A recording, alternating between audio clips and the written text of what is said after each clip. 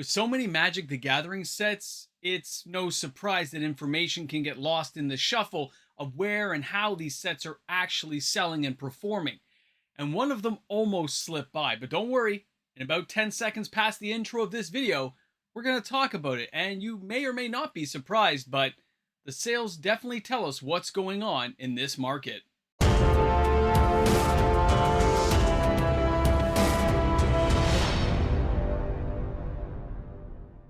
When it comes to Magic the Gathering, I like to be surprised. I like when something that I didn't expect to have happen come around again and surprise me. Guys, welcome back. MTG Moxman here. Thank you again for hanging out with me on my channel today. A reminder, if you enjoyed today's content, to like and subscribe to my channel. Turn on your notification bell because we're getting closer to 26,000 subscribers. We're like 525 or so away, and we're going to get there. It's going to be epic. Thanks again for making it happen. Now, what's going on? We've waited this long. We're talking about Bloomburrow today. There's a lot of information I want to give to you guys today as we get into this holiday season, and I think it's important for players to know it. Number one, when Foundations got released, we saw a whole bunch of sales kind of spike up, right? Individual cards were selling.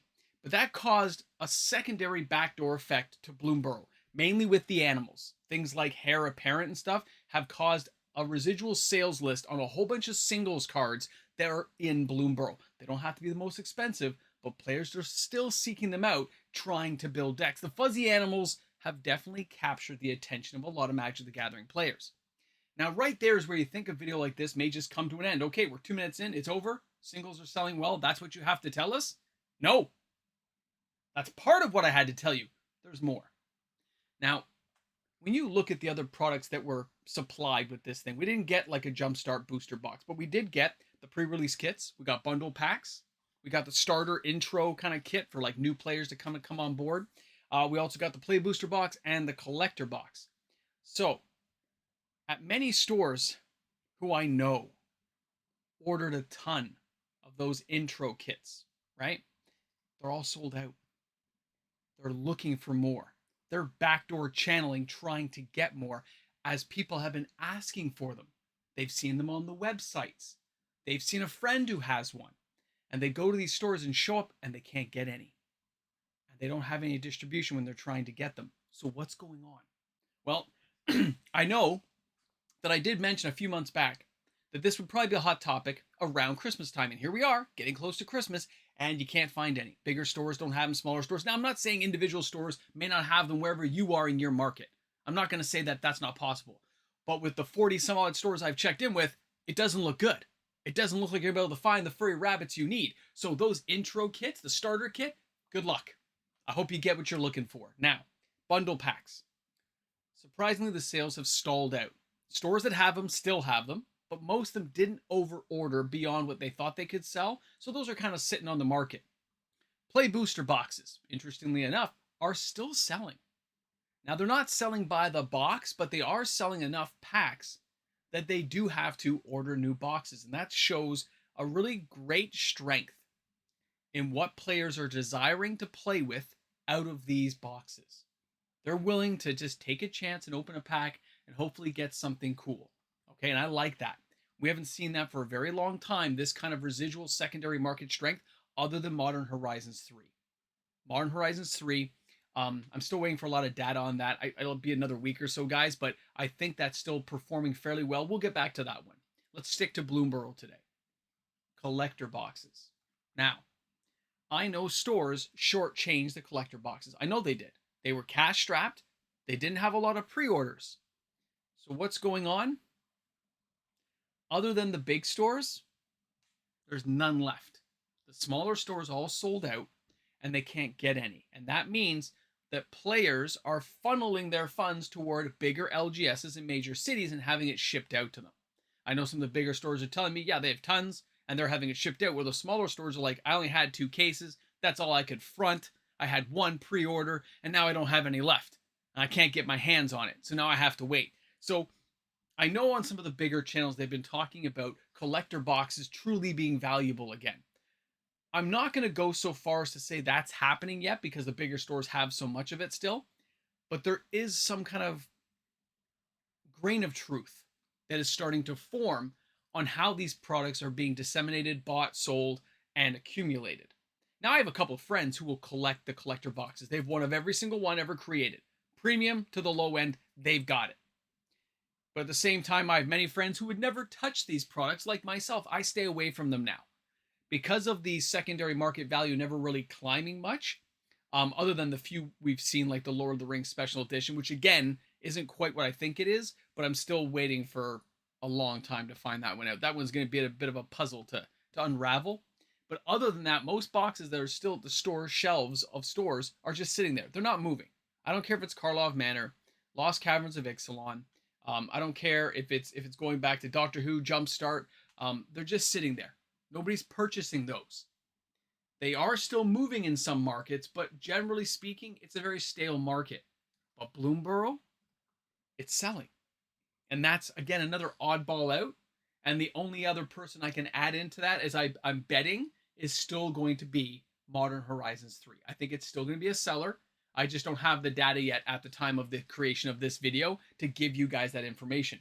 But when you look at Bloomburrow as a set, the fact it didn't have serialized cards, doesn't have a jumpstart product for new players to jump in on, it just has the intro pack, the fact that the pre-releases went so well, the fact that players are still asking for it at the local LGS level, and people still draft with this stuff on Friday nights for some fun, this bodes very well for this particular product lineup, which means if you look at a company like Wizards of the Coast, when they get the numbers from this, from the stores to distribution back to Wizards, they're going to see that this may not have been as big as Modern Horizons 3 on the initial glut sales. It's not a Lord of the Rings, but it does have that length.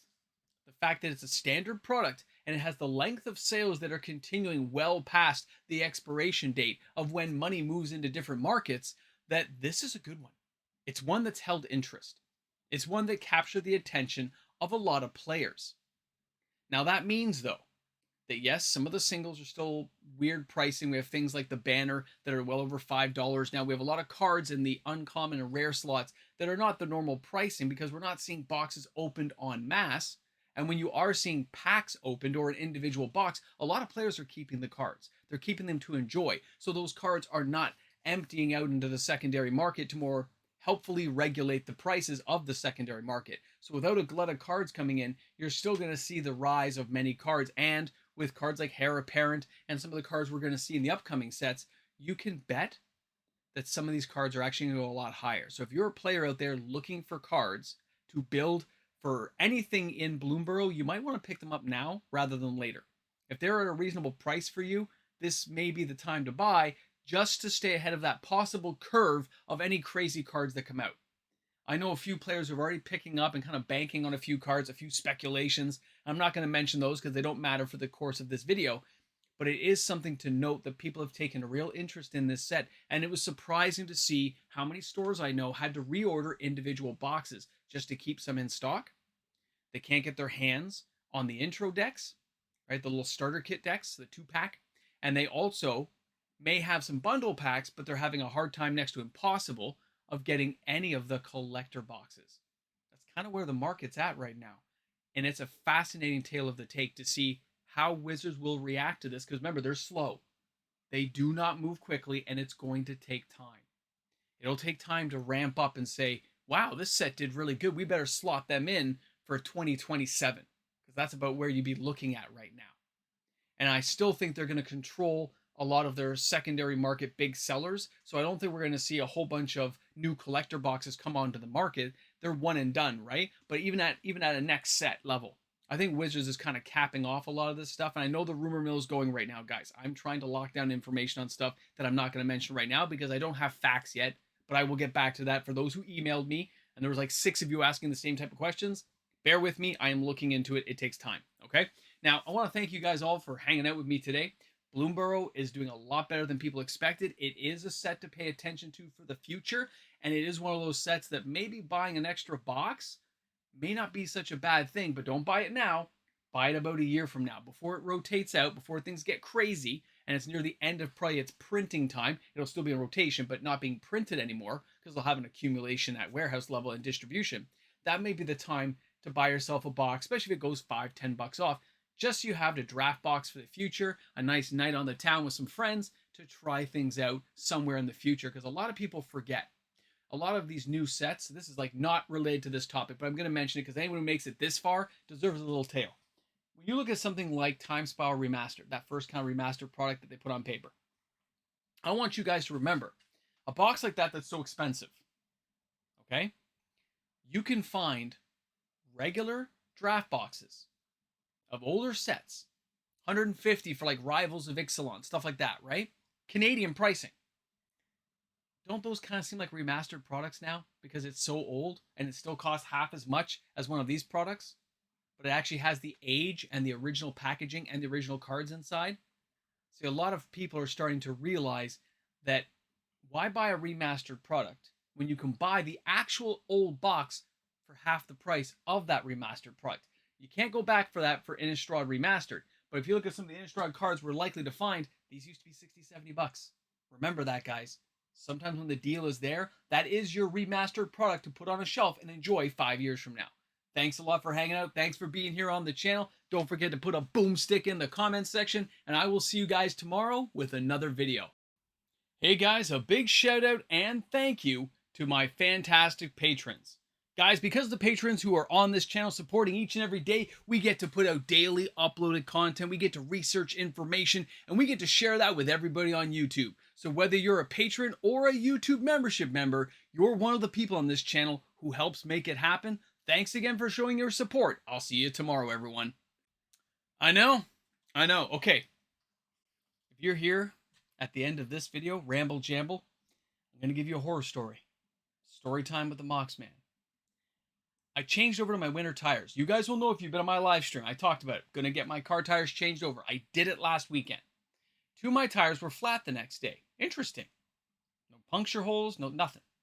So I filled them up with air. I thought maybe they just didn't put something on right. And what do you know? 12 hours later, flat again. So I pumped them up. I went to work. And then the next day, of course, I had to pump them up again and take them back into the shop. Now you're wondering what happened, right? Are you curious? Curiosity killed the cat. But here is... Wait, you know what happened? No, you don't.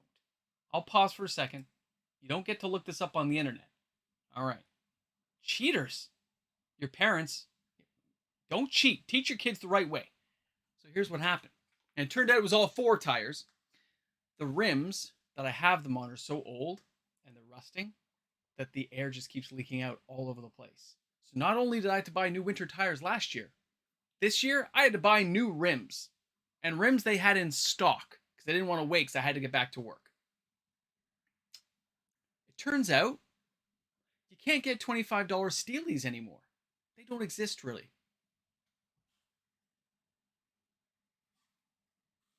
They give and they taketh away. It's okay. No, it's not. Yes, it is. No, it isn't. You know what? I don't know if I'm positive or negative right now. I guess I'm happy I get to drive around safely. No more air being lost. But that price tag to make that happen was a very... It's like that movie, like the series of unfortunate events, the book, right? Man,